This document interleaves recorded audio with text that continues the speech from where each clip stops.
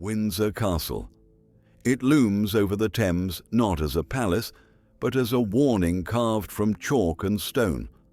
For nearly 1,000 years, it has been the ultimate symbol of the British monarchy, enduring, majestic, and above all, unquestionable. But this carefully polished image is a lie, or more accurately, it is a brilliantly constructed half-truth, designed to conceal a foundation far darker than its deepest dungeon. The official history begins with a conqueror choosing a hill in 1066. But William didn't just choose this place, he weaponized it. He built a Norman scar directly upon the landscape of Saxon power, a deliberate act of political and cultural erasure. This was never intended as a home. It was an instrument of occupation, a raw timber fortress designed to terrorize a newly subjugated population into silence. So why was that brutalist earth and timber fort so obsessively encased in cold, impenetrable stone within just a few generations? What persistent, gnawing fear drove a new dynasty to build walls so thick they could defy not just a rebel army, but the very judgment of time itself? They tell us it was for prestige, a symbol of permanence. But prestige doesn't explain the grim engineering of its dungeons, or the calculated placement of every arrow slit. And why do the glossy guidebooks celebrate the romance of royal hunts, but censor the brutal reality of the forest laws that made them possible? These were not regulations. They were a legal framework for terror. Vast territories were declared the king's private hunting grounds, where a starving peasant could lose their hands, their eyes, or their life for the crime of killing a deer to feed their family. The castle controlled not just the river, but life and death for leagues in every direction. Why has the grand myth of King Arthur's Round Table, which Edward III tried to resurrect here, been allowed to overshadow the true, chilling stories of those imprisoned within these very walls? We hear of chivalry, but not of the noblewoman and her son starved to death in the dark on the orders of a paranoid king. Their ghosts don't feature on the official tour. Their inconvenient history was simply erased. We are therefore left with a disturbing pattern of unsettling questions. Questions about strategic location, about paranoid architecture, about the weaponization of law, and about the systematic curation of memory. Each answer pulls back another layer of gilded myth, revealing not a story of glorious, unbroken continuity, but a violent, 1,000-year history of suppression, conflict, and deliberate, calculated forgetting. What if the primary function of Windsor Castle for a millennium was never to protect the monarchy from its enemies, but to bury the evidence of how that power was truly forged and brutally maintained? What was built on that hill was never a home. It was a declaration of war. The story of Windsor Castle, as it is told, is a masterpiece of historical branding. A seamless narrative of 950 years of unbroken royal succession, beginning with a victorious William the Conqueror in 1066. We are shown a fortress that gracefully evolved into a palace, a stoic witness to English history, the very heart of the monarchy. But this elegant narrative has a fatal flaw. It begins in the wrong place. The true seat of royal power in this region was not on that imposing chalk hill. It was 2 miles downriver at what is now known as Old Windsor. This was the site of a significant Saxon royal palace, a center of administration and authority long before the first Norman ship touched the English coast. The Normans knew this. The choice to build their new fortress on a different, unblemished hill was not an accident of geography or a simple military preference. It was a calculated act of political and psychological dominance. It was a clear and brutal message to the defeated Saxons. Your power center is now irrelevant. Your history is over. Ours begins here, looking down upon you. This was not a relocation. It was a conquest of memory. By physically moving the center of power, William the Conqueror did more than build a garrison. He created a new reality on the landscape.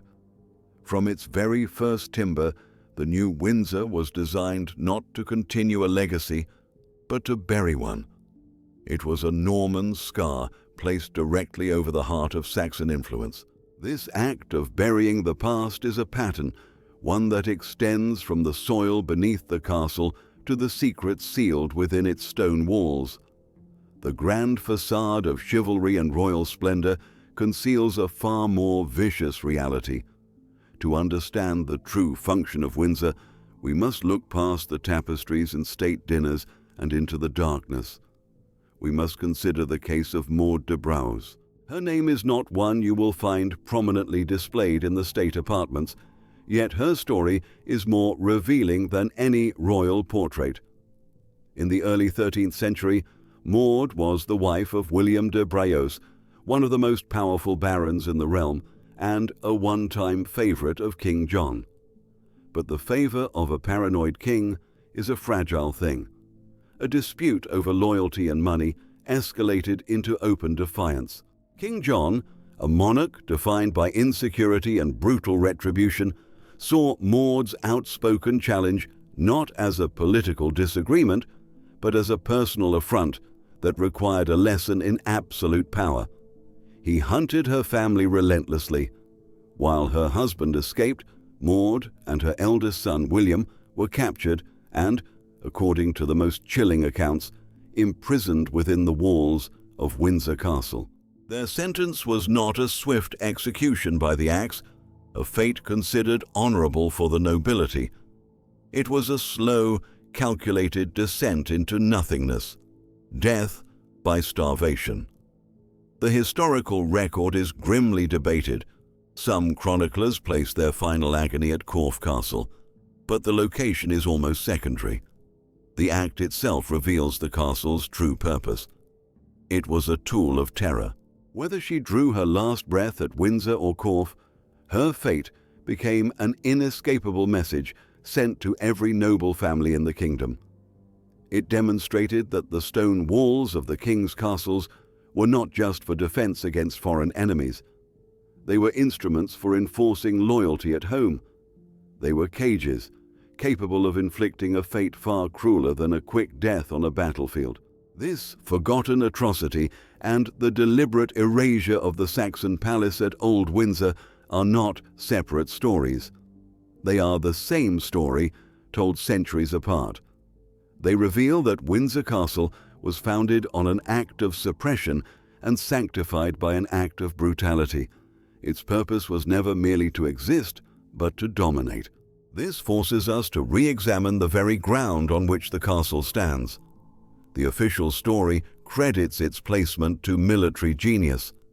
But if the first act was to erase a rival power center, what other strategic calculations, hidden in plain sight, were disguised as simple geography?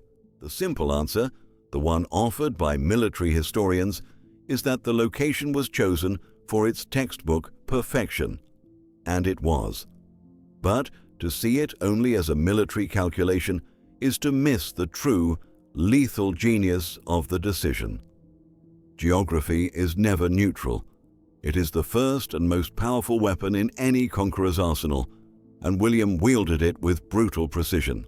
The most obvious feature is the hill itself, a steep, lonely chalk bluff rising abruptly from the surrounding flatlands. It is a natural fortress, a geological gift that saved the Normans thousands of man-hours in earthworks. From this vantage point, the world unfolds like a map, but the true prize was not the view of the land. It was the command of the water, the River Thames. In the 11th century, this was not a picturesque waterway for pleasure craft. It was the primary economic and military artery of southern England. It was the highway that fed London, that carried its trade, its armies, its information. To control the Thames was to hold a blade to the throat of the capital. From their new perch, Norman sentries could monitor every vessel moving up or down river for miles. No supply convoy, no Saxon raiding party, No messenger could pass unseen. Windsor was the lock on London's main gate. Then there was the land. The castle was positioned precisely 1 day's march from the Tower of London. This was no coincidence. It was the crucial interval for a medieval army. It meant that a garrison at Windsor could react to a threat against the capital within 24 hours. Conversely, the king could leave the city and be in a secure fortress by nightfall. It acted as both a tripwire and a forward operating base, perfectly positioned to intercept any rebellion moving towards London from the west. But Windsor was never a solitary sentinel. It was a key node in a vast, terrifying network of suppression. William was building a ring of castles around London, the Tower to the east, Hertford and Berkhamsted to the north, and Windsor to the west. This was not a defensive wall to keep foreign invaders out. It was a cage designed to keep the newly conquered English in. It was an architectural system of martial law, an interlocking grid of fortresses from which Norman power could be projected to crush any Saxon uprising before it could gather momentum. And finally, there was the element of psychological warfare disguised as leisure. The castle was built on the very edge of a vast Saxon royal forest. For the Anglo-Saxon kings, this had been a prized hunting ground, a place of sport and ritual. For the Normans, the hunt was something more. It was a theatrical performance of power, a display of martial skill and aristocratic dominance. By seizing this land, William appropriated a potent symbol of Saxon sovereignty. He was not just building a military base, he was taking over their sacred spaces, hunting their game, and imposing his own brutal forest laws upon their people. Every time the king and his court rode out from the castle to hunt, it was a visceral reminder to the local populace of who was now master. The castle, therefore, did not just control the flow of trade and troops. It controlled the very symbols of life and status. The site of Windsor was a nexus of control, military, economic, and symbolic. It was a masterpiece of strategic thinking, chosen not only to defend a conquest, but to systematically dismantle the identity of the conquered. The geography did not just allow for a fortress, it demanded one. And so, the question becomes not why it was placed there, but what internal anxieties and colossal ambitions demanded that it take such an impenetrable, enduring form. A fortress is built from fear. William's original Windsor was a raw expression of a conqueror's anxiety, a crude earth and timber stockade, hastily erected to control a hostile population.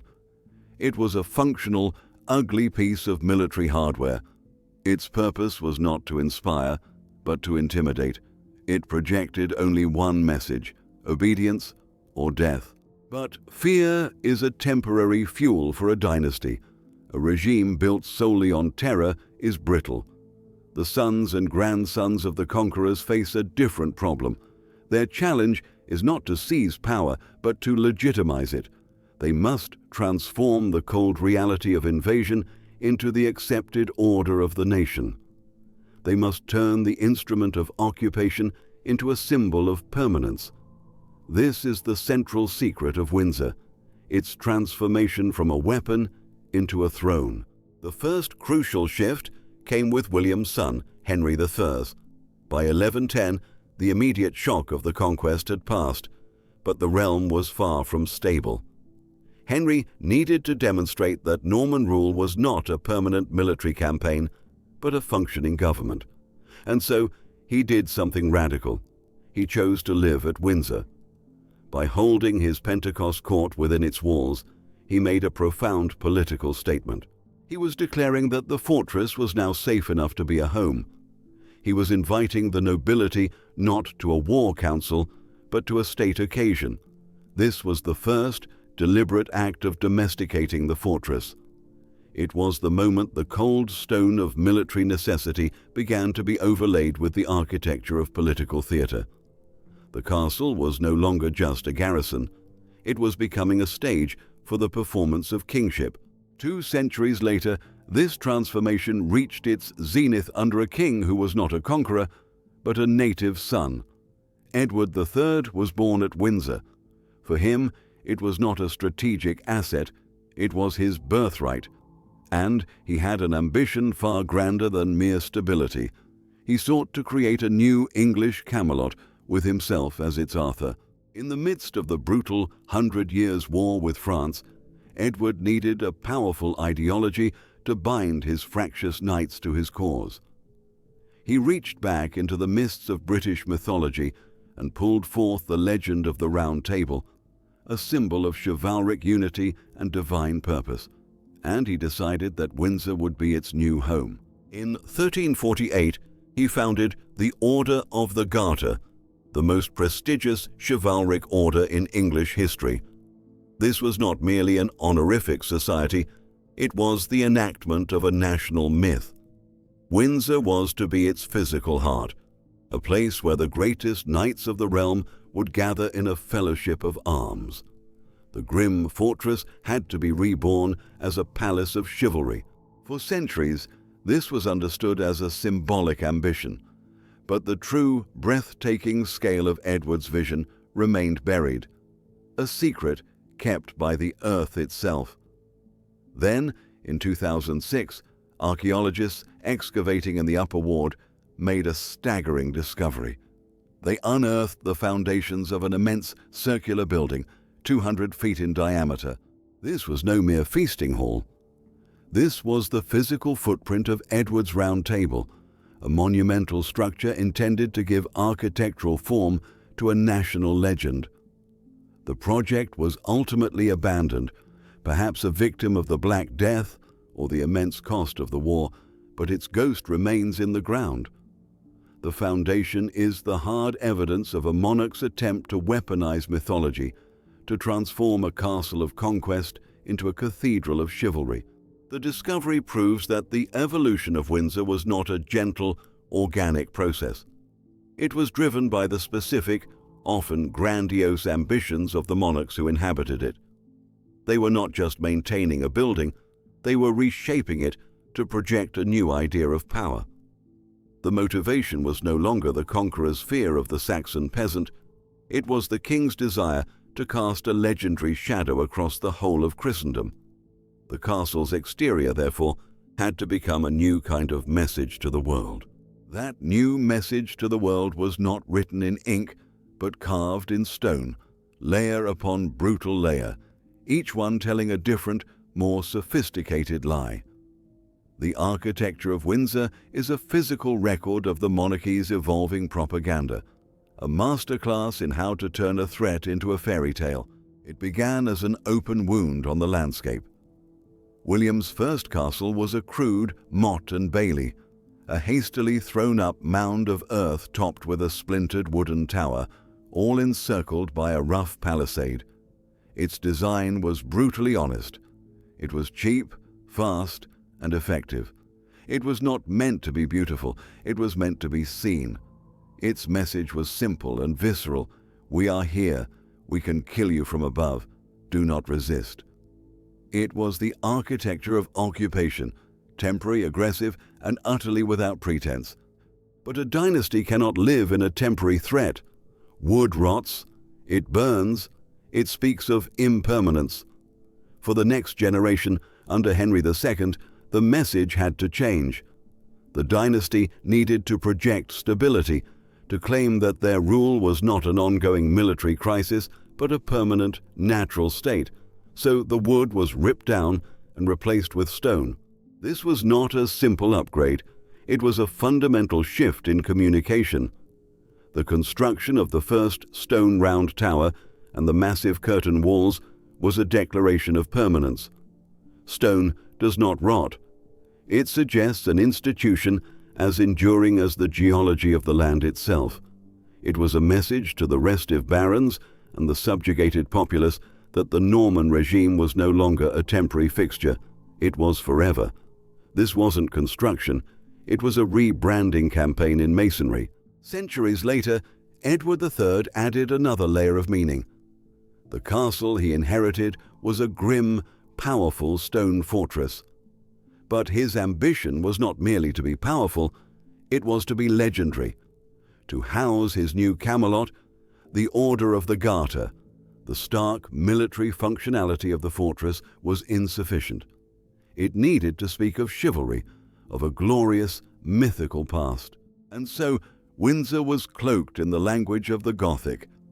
The severe Norman structures were refaced and expanded with the soaring arches, vaulted ceilings, and grander windows of a new, more confident age. This architectural choice was a deliberate act of historical association. It was an attempt to link his court, through style, to an imagined golden age of heroes. The castle was no longer just a fortress. It was a stage set for a national epic. The final and most deceptive transformation came in the 1820s. In an age of revolution, the monarchy under George IV needed a new image. The architect Geoffrey Wyatville was hired not just to restore the castle, but to reinvent it. He was a showman, and his greatest trick was performed on the Round Tower. He more than doubled its height, adding a hollow crown to the top. This was a purely cosmetic act. It served no military purpose. Its only function was to create a dramatic, romantic silhouette that could be seen for miles, an instantly recognizable symbol of majestic power. Wyatville wasn't restoring a medieval fortress. He was designing a logo. He sanitized the castle's brutal history, turning a weapon of conquest into a picturesque fantasy. The iconic image of Windsor we know today is this final, brilliant piece of propaganda. The silhouette they created was a masterpiece of public relations, a carefully constructed mask designed for the outside world. But if the exterior was a message, the interior was the machine. A floor plan hidden from public view is a true diagram of power. A floor plan hidden from public view is a true diagram of power. To read Windsor correctly, you must turn your back on its grand, theatrical silhouette and pass through its gates, not as a tourist, but as a courtier desperate for access, or a petitioner begging for justice. The castle's interior is not a home. It is a brutal and brilliant machine for social sorting. From its earliest days, the castle was trisected. The lower, middle, and upper wards were not simply geographic descriptors. They were concentric rings of exclusion, a physical filter for the kingdom's power structure. A common merchant might gain entry to the lower ward on business. A minor knight might be granted access to the middle ward. But the upper ward, the highest ground, the most secure, the closest to God and the king, that was a sanctum. Your social rank determined which wall you were permitted to pass. The architecture was a constant, silent reminder of your precise place in the world. It was Henry II who first formalized this separation into a governing principle.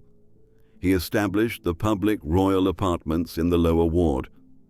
This was the interface of the state, the place for tedious administrative work, for hearing legal cases, for the messy business of running a kingdom.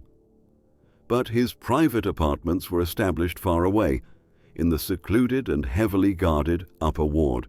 This was the masterstroke. It was the separation of the business of monarchy from the sanctity of the monarch. By creating this distance, he made himself less accessible and therefore more powerful. To see the king in his private quarters was the ultimate prize, a sign of immense favor. The floor plan was engineered to create a mystique, transforming the man from a mere administrator into a semi-divine figure, set apart from the common world.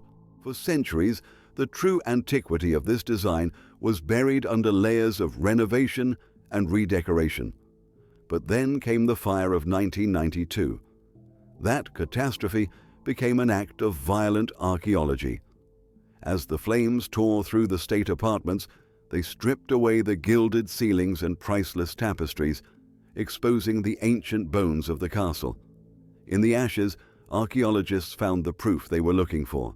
They uncovered the stone foundations of the original king's houses built by Henry I around 1110. This was the clue. It proved that the concept of a segregated, privileged royal space was not a later innovation, but part of the Norman strategy from the very beginning. Even before the fortress was fully stone, its internal logic was already being designed to isolate and elevate the king. This logic reached its ultimate conclusion under Edward III. As he transformed the exterior into a Gothic fantasy, he perfected the interior into a self-contained social ecosystem. He built lavish, entirely separate suites of rooms for himself and for the Queen. This was not a domestic arrangement, it was a political one. The King's Court and the Queen's Court were distinct centers of power and patronage, and the architecture gave them their own separate spheres. Even more importantly, permanent residences for the court's most important members were built directly into the upper ward.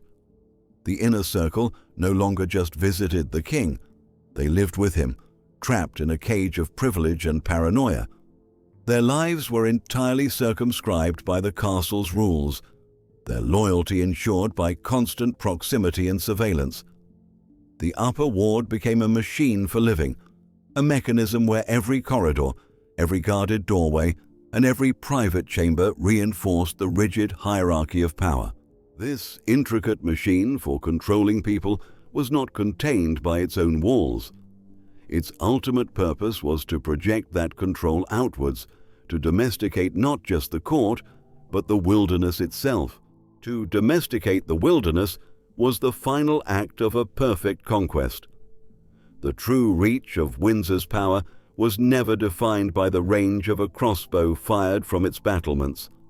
Its real walls were invisible, stretching for miles across the countryside, and they were forged not from stone, but from a terrifying new legal code. The Normans brought a new concept to England, the royal forest. The word itself is a masterpiece of deception. To a Saxon, a forest was a place of trees. To a Norman, a forest was a legal definition. It was any tract of land, woodland, farmland, even entire villages, that was declared subject to a separate and brutal set of laws, all for the sole purpose of preserving the king's hunt. This was the forest law. Its principles were chillingly simple. The life of a deer was worth more than the life of a man. It existed to protect two things: the venison, meaning the game animals reserved for the king, and the ver, the green undergrowth that sustained them. Everything else, including the survival of the people who lived there, was secondary. The prohibitions were absolute, designed to cripple a rural economy and break the will of the local populace. You could not fence your own fields to protect your crops from the king's deer. You could not carry a bow, effectively disarming the English peasantry. You could not clear new land for farming. You could not even gather fallen branches for your own fire. The cruelty was meticulous. Any dog large enough to threaten a deer had to be lawed, a sanitized term for a horrific act of mutilation. 3 claws were hacked off one of the animal's front paws, crippling it, ensuring it could never run fast enough to hunt. This was the law, enforced by the king's foresters, who acted as a secret police force in the countryside with the power to punish, maim, and kill. The scale of this legal land grab is difficult to comprehend. At its height, nearly a third of southern England was designated royal forest. Entire counties like Essex fell under its jurisdiction. Windsor Castle was not just a fortress on a hill, it was the administrative headquarters for a vast private hunting preserve, a fiefdom of fear where the king's pleasure was the only law that mattered. This was total environmental control. It transformed the natural landscape into an extension of the king's private domain, a place where the English were no longer citizens, but trespassers on their own land. With the outside world thus subjugated, life within the castle walls could be perfected into its own intricate, ritualized performance. That ritualized performance, perfected within the castle's controlled environment, reached its zenith under Edward III. The king, a master of political theatre, understood that power was not just held, it had to be seen. It required a script, costumes, and a grand stage. The play he wrote was The Order of the Garter, and Windsor Castle was its permanent, magnificent theatre. This was not an act of peacetime pageantry. It was forged in the crucible of war. By 1348, Edward was deep into the brutal, generation-spanning conflict with France that would become the 100 Years' War. He needed a mechanism to bind the most dangerous and ambitious men in his kingdom directly to his own person, a bond stronger than feudal obligation. The Garter was that mechanism. The annual Garter Day ceremony at St. George's Chapel became the gravitational center of the court's calendar. Imagine the procession. 26 knights, the most feared warriors in Europe, clad not in steel, but in deep blue velvet mantles embroidered with gold. Their plumed hats, the very symbol of chivalric romance, moving in solemn procession to the chapel. This was a calculated display of domesticated violence, a spectacle that transformed brutal warlords into members of a sacred, exclusive club. Membership was the ultimate prize. It bred a fierce, competitive loyalty. To be excluded was a public humiliation.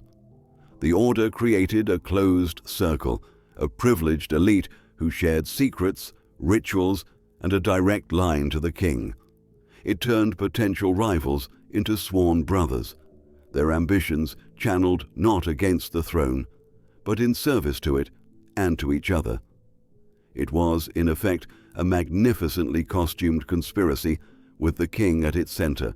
But this performance, this grand theater of loyalty, was fantastically expensive.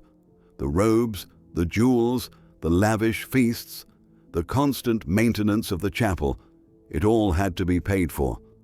The glamour of chivalry was underwritten by a far less romantic reality. For every yard of velvet in the procession, there was a tax levied, a rent collected, a duty imposed.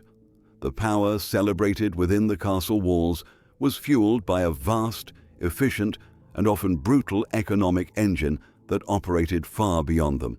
That economic engine was not a machine of gears and steam. It was a machine of paper, law, and fear, and it was the most perfect instrument of extraction ever devised in medieval Europe. The beauty of Windsor, the velvet of the Garter ceremony, the very stones in its walls, all were paid for by a revolution in finance that began with a single, brutal legal fiction.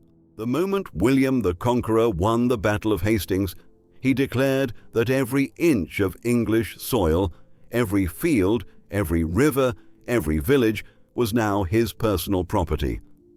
This was not a political maneuver. It was the greatest single act of organized theft in English history. By right of conquest, the entire nation was confiscated. The Anglo-Saxon system of land ownership was not reformed, it was annihilated. What followed was a ruthless corporate restructuring. William dispossessed over 4,000 Anglo-Saxon thanes, the local lords and landowners who formed the backbone of the Old Kingdom. He replaced them with a new ruling class of less than 200 of his own Norman barons. These men were not granted land in the old sense. They were tenants-in-chief, regional managers whose job was to hold the land on the king's behalf and squeeze it for every drop of value. But how do you tax a nation you've just stolen? How do you know what it's truly worth? In 1085, William commissioned the answer, a national audit of unprecedented, terrifying thoroughness. It was a survey so meticulous, so invasive, and so final that the English populace gave it a name that invoked the end of the world, the Domesday Book. This was not a census. It was a brutal accounting. Royal commissioners swept through every shire, every hundred, every village, putting priests, reeves and local villagers under oath. The questions were relentless. Who held this land before the conquest? Who holds it now? How many hides? How many ploughs in domain? How many mills and fisheries? How many freemen, villagers and slaves? What was it worth then? What is it worth now? There was no appeal. The book's judgment was as inescapable as God's. For the first time, a European king had a detailed ledger of his entire kingdom's economic output. He knew exactly who owned what, where they were, and how much he could demand from them. This book became the engine of the Norman state, allowing for the most efficient and ruthless system of taxation in the known world. The funds for Windsor were extracted through this machine. The primary tax was the geld, a national land tax that now flowed with unparalleled efficiency into the king's coffers. Feudal duties demanded that the new barons pay for the privilege of holding their land, money that financed the king's ambitions.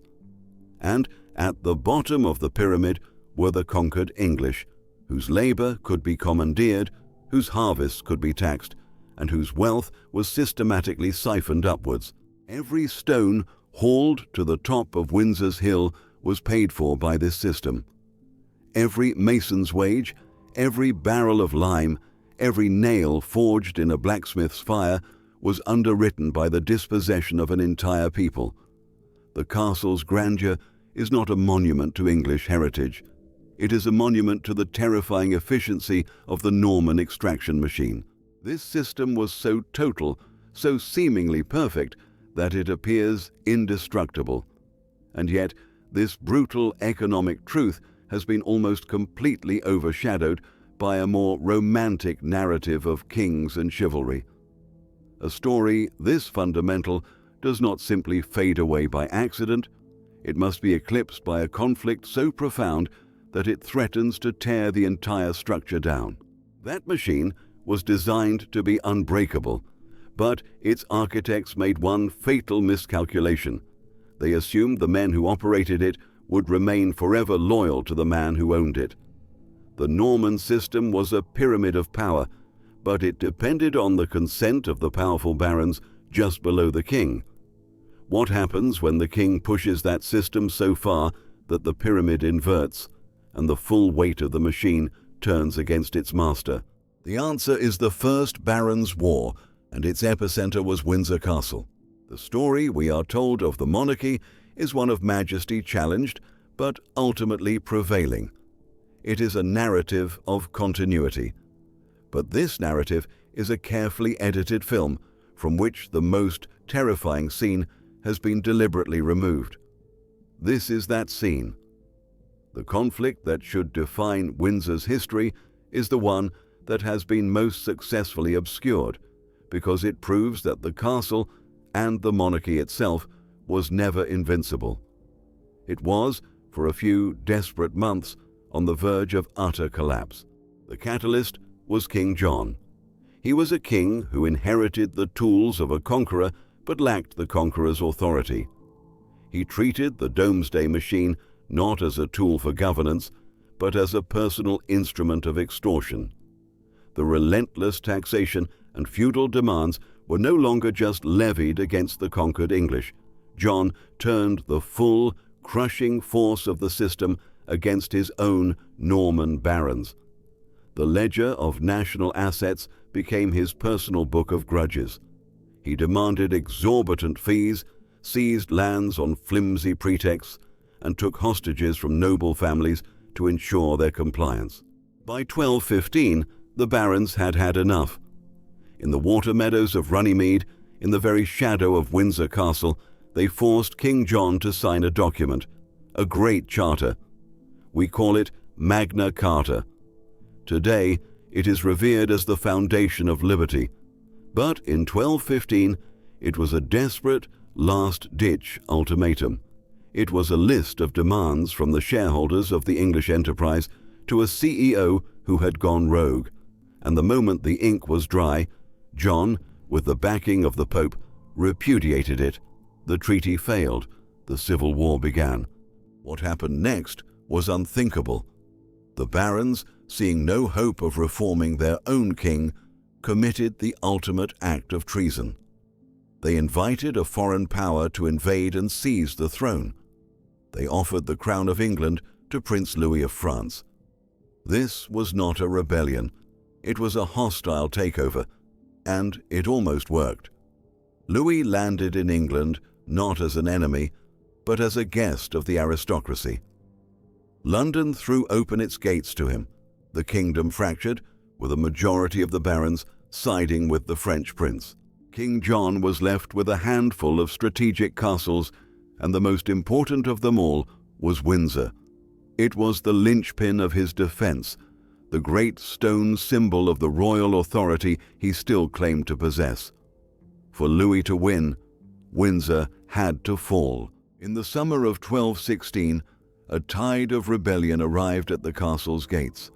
A combined army of rebel English barons and French knights laid siege to the fortress. For 2 brutal months, the castle was pounded by war machines. Great trebuchets, built on site, hurled massive stones against the new walls that Henry II had built to last forever. Miners dug tunnels, attempting to collapse the outer defenses. This was the ultimate test. The system was now at war with itself. The descendants of the conquerors were using the techniques of conquest against the conqueror's heir. Inside, a small, fiercely loyalist garrison held on under the command of a fearsome and effective constable named Engelard de Cigogne. They were outnumbered, cut off, and facing the combined might of their own countrymen and a foreign army. Day after day, the siege ground on, a relentless assault on the stone and the morale of the defenders. Windsor held. Just, but it did not prevail through a glorious feat of arms. The siege was ultimately lifted because of an accident of biology. In October 1216, King John died of dysentery. With him died the primary cause of the war. The barons' loyalty to a foreign prince suddenly evaporated, and they gradually rallied to John's young son, Henry III. The castle survived, but it was battered, scarred, and severely damaged. The siege had proven a terrifying point. The king could be cornered. His greatest fortress could be brought to the brink of destruction not by a foreign enemy, but by his own people. This is why the story is eclipsed.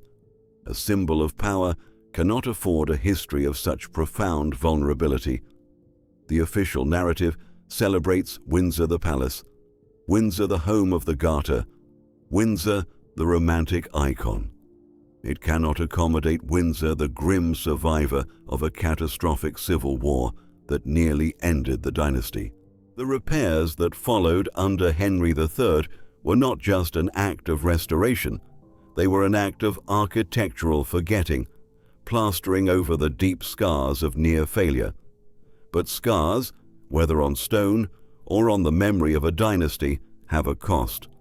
They are weaknesses that time, weather, and the cold, unforgiving arithmetic of maintenance will always find. That arithmetic is the final, inescapable truth of Windsor. Power is not a constant. It is a calculation of income against expenditure. Grandeur has a carrying cost, and time always presents a bill. The story of Windsor's near collapse in 1216 is not just a military drama, it is a financial one. The siege inflicted deep, structural wounds on the castle, and the repairs, begun by Henry III, were a vast and expensive undertaking that stretched on for years.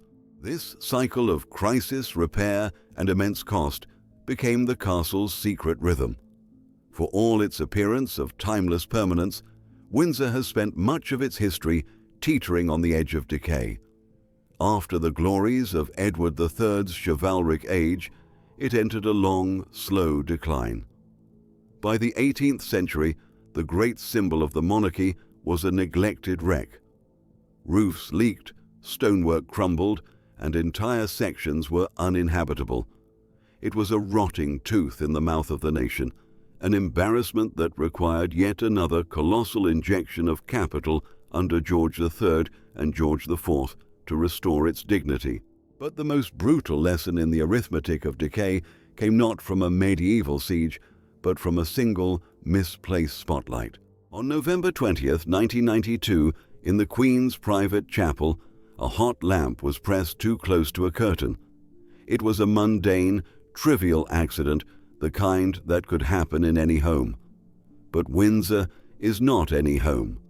The fire that ignited in that moment did not just burn a curtain, it found a feast. It roared through the ancient dry timber of the roof voids, the vast, unseen spaces between the gilded state ceilings and the lead-covered exterior.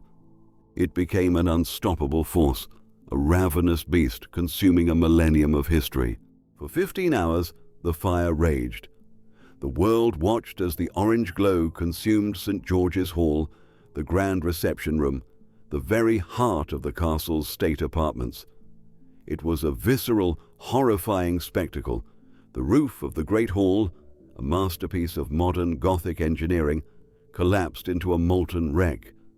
Priceless works of art, antique furniture, and centuries of irreplaceable craftsmanship were incinerated, reduced to ash and charcoal. When the last embers were extinguished, the true cost was revealed. 115 rooms, including 9 of the principal staterooms, were destroyed or severely damaged. An area of 9,000 square meters, 1/5 of the entire castle, was a blackened, waterlogged ruin. And then came the bill. The initial estimate for the restoration was $36.5 million. It was a staggering sum, and it ignited a fierce public debate. Who should pay? For centuries, the state had maintained the royal palaces, but in the modern era, the question of public funds being used to restore what was seen as the private home of a fantastically wealthy family became a political firestorm. The crisis forced a revolution in royal financing. In a deal struck with the government, it was decided that the public would pay for entry to Buckingham Palace for the first time in history, and the revenues would go towards the restoration. The Queen also agreed to pay income tax. It was a watershed moment. The fire had done what no rebellion had ever managed. It had forced a fundamental renegotiation of the financial contract between the monarch and the nation. The restoration itself was a monumental 5-year effort, a masterpiece of modern conservation. But it laid bare the ultimate vulnerability of such a place.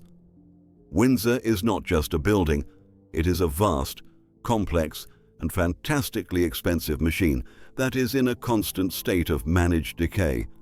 It is a battle fought daily against gravity, damp, and the simple passage of time.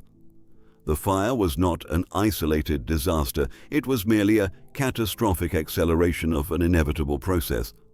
It reminds us that what has survived is fragile, and what has been lost is gone forever. What remains when the fires are out, the sieges are a distant echo, and the kings and queens are dust. You walk through Windsor today, and you believe you are seeing a complete, coherent thing, a castle. But you are not. You are walking on a ghost ship, a vessel rebuilt so many times that almost none of the original timbers remain. Its survival is an illusion, a curated collection of fragments, and its true afterlife is found not only in what stands, but in what is hidden. The first, most honest survivor is the ground beneath your feet, the motte. The great, conical hill upon which the round tower now sits is not entirely natural. It is the original act of Norman violence, a man-made mountain of earth, dug and piled by the forced labor of conquered Saxons. It is the primal scream of the conquest made physical. It has no architectural grace, no soaring beauty. It is a crude, brutal statement of dominance, the foundation upon which every subsequent layer of propaganda has been built. When you look at that hill, you are looking at the true, unvarnished beginning of the story. Then there are the bones, the oldest stones that still speak of their purpose. Walk the perimeter, and you can find them. Sections of the heavy curtain wall and the grim-faced towers built by Henry III, after the trauma of the 1216 siege. Look at the Curfew Tower, a stone sentinel dating to 1227. It is not romantic. Its arrow slits are narrow, paranoid eyes. Its function is pure military control. These stones are not part of a fairy tale palace. They are the architectural scar tissue of a near-fatal civil war. They are a stone suture holding the wound of the kingdom together. They survive as a testament to that moment of profound vulnerability, a truth that the later, more theatrical editions would try so desperately to conceal. Everything else, the soaring Gothic fantasy of Edward III, the romantic silhouette of Wyattville, the painstaking, perfect restoration after the 1992 fire, is a mask placed over this older, harsher face. The Windsor that exists today is a collage of conflicting intentions, a Norman war machine wrapped in a chivalric epic, all of it sanitized and repackaged for a modern audience. Its physical afterlife is a masterclass in historical editing, where the uncomfortable truths have been built over but never entirely erased. But if the stones are the castle's skeleton, where is its memory? Where is its consciousness? For that, we must look up to the very structure that the motte was built to support, the Round Tower. Today, it is not a military command center. It is something far more powerful and far more secret. It houses the Royal Archives.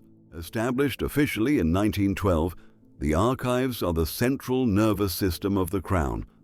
This is not a public library. It is the official, curated memory of a 1,000-year-old institution.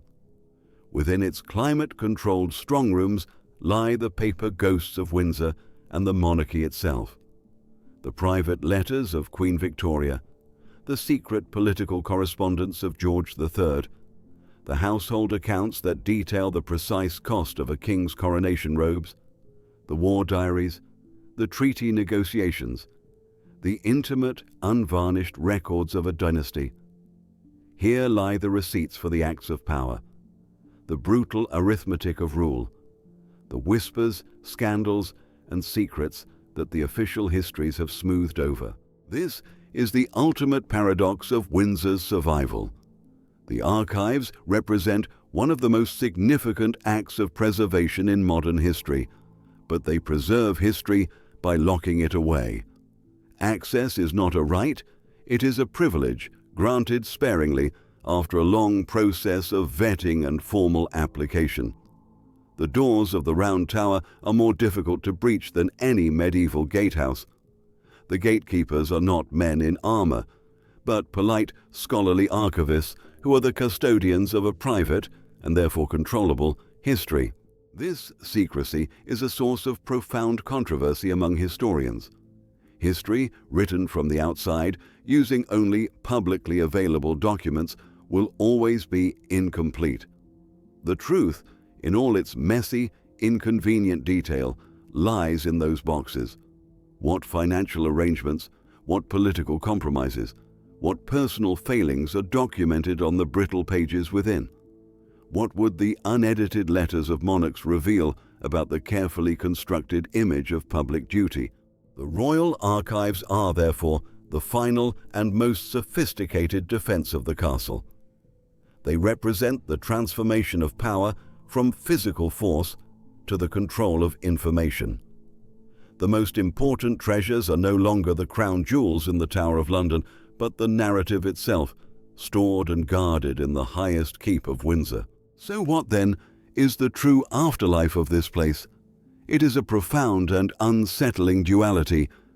We have the physical remains, the brutal honesty of the Norman earthwork, the grim functionality of the siege-era towers, all masked by the later, more palatable fantasies in stone. And we have the paper remains, a near-complete record of the monarchy's inner life, preserved with meticulous care, but deliberately held back from public view. The castle has survived, yes, but its survival is not a simple story of endurance. It is a story of calculated curation, of strategic concealment, and of the enduring power of a locked room. The final lesson of Windsor is not found in the grandeur of St. George's Hall. It is found in the silence that emanates from the archives. It is a lesson about what we are allowed to remember and what we are not. And it forces us to ask one final, critical question. That final, critical question is not about the past. It is about the present. It is the question that all power, in all its forms, fears the most. Who gets to tell the story? For 1,000 years, the stones of Windsor have been shaped and reshaped to give only one answer. But the evidence of our investigation demands another.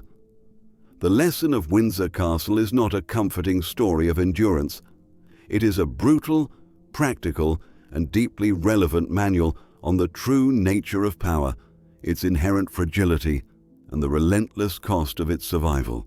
The first and most profound lesson is this: power is not a noun, it is a verb. We look at Windsor and see a static object, a fortress, a symbol. We are meant to see it as a thing that is. But its entire history proves that power is a thing that you do. It is a constant, frantic, and ruinously expensive act of becoming.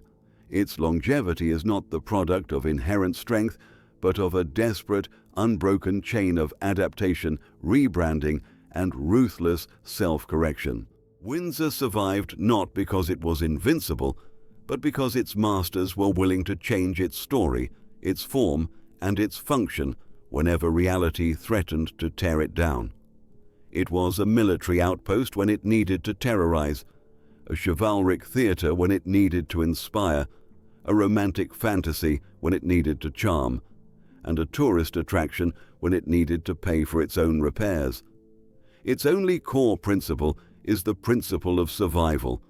This is a terrifying and vital lesson for us now, as we stand before the seemingly monolithic castles of modern institutions, corporations, governments, ideologies that project an identical illusion of permanence. They are not permanent, they are performing every single day. The second lesson is that this performance is built on a foundation of strategic forgetting. The power of Windsor was established not only by what William built, but by what he chose to erase, the Saxon seat of power at Old Windsor. The story began with an act of cultural demolition. This is the oldest trick in the Book of Power. To build your own legend, you must first burn the library of your predecessor. We see this today in every political campaign that rewrites the history of its opponent, in every corporate merger that swallows the identity of a smaller company, in every revolution that smashes the statues of the old regime. We are taught to look at what is built, but the real story is often in the empty spaces, the silences, the things that are deliberately no longer there. The true investigator learns to listen for the echoes in the void. The third lesson is that beauty is a weapon, and its cost is always paid by someone else. We are seduced by the Gothic splendor, the chivalric romance, the sheer theatricality of the castle. But our investigation has shown that this beauty is the gilded lid on a brutal machine of extraction. The Domesday Book, the forest laws, the crushing taxation, this was the dirty engine that powered the fantasy. Every stone in Windsor is mortared with the dispossession of the Anglo-Saxon people. This truth is a universal solvent that can be applied to any grand project. When we admire a gleaming skyscraper, we must ask about the land it was built on and the labor that raised it. When we celebrate a technological marvel, we must investigate the human and environmental cost of the resources it consumes. The lesson of Windsor is to always ask for the receipt. Power writes the poetry, but the price is always recorded in the prose of a ledger, and that ledger is almost always hidden.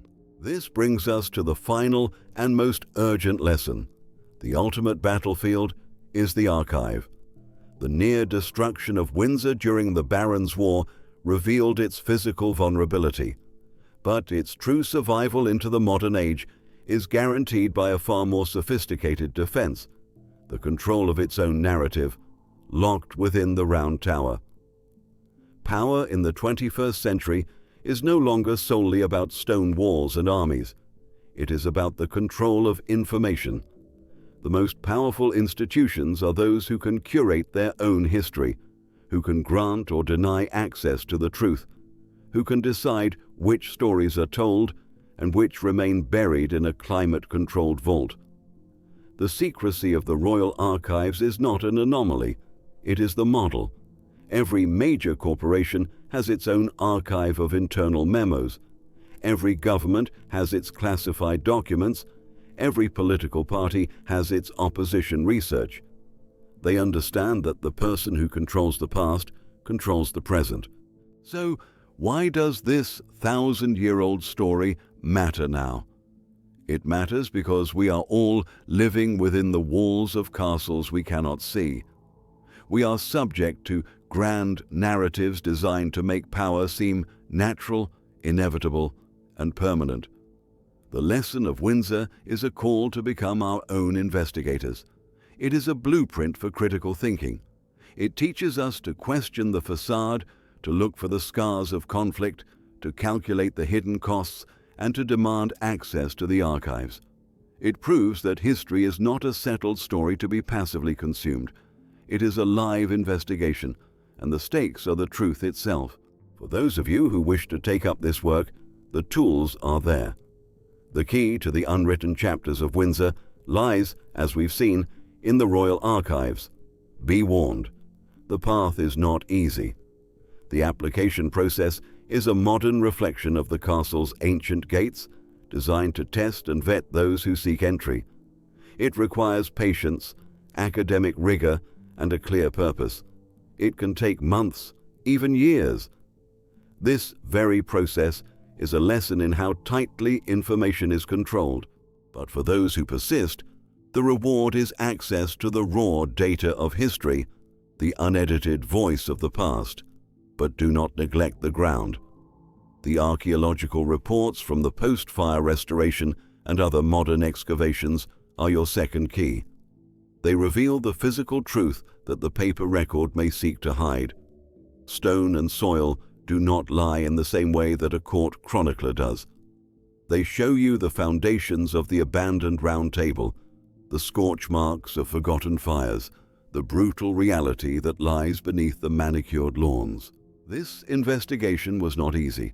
It required piecing together fragments from forgotten chronicles, archaeological surveys, and tightly controlled archives, all to challenge a narrative that has been polished for a millennium.